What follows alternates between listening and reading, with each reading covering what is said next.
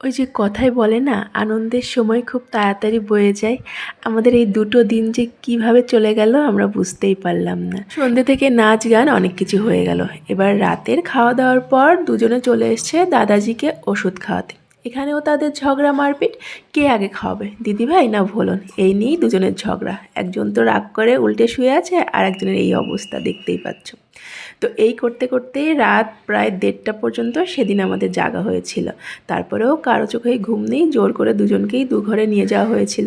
আর সকালবেলা উঠতে না উঠতেই ভাই বোন দুজনের আলিঙ্গন হয়ে গেল একজোট। এখানে চলছে নতুন হেয়ারস্টাইল। এখনও অবধি সকালের ব্রেকফাস্ট হয়নি, আর এদের খিদে তেষ্টা কিছুই পায় না।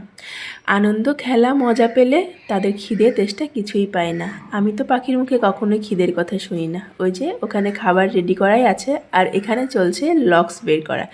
মনা চুল বেঁধেছে ঠিক আছে, নতুন হেয়ারস্টাইল করেছে ঠিক আছে, কিন্তু লক্স কেন বের করেনি? আর এই যে ভোলনের মুডটা আজকে সকালবেলা ভালোই আছে এখনও অবধি। কখন যে মারপিট লেগে যাবে এটা খুবই চিন্তার ব্যাপার। আসলে কাছাকাছি থাকার এই একটা অসুবিধে, আবার অনেক অনেক সুবিধা। যখন ইচ্ছে হচ্ছে ছুটতে গিয়ে সবার সঙ্গে দেখা করে আসছি, কিন্তু থাকা আর হয় না। আর অনেক দিন পর পাখি 2 দিন থাকতে পেরে তো খুবই খুশি, সঙ্গে ভোলনও। যখনই বলছি দিদিভাই চলে যাবে, সে উল্টে আমাকেই এসে মারধর করছে, না দিদিভাই যাবে না, আমাকে উল্টে টাটা দিয়ে দিচ্ছে।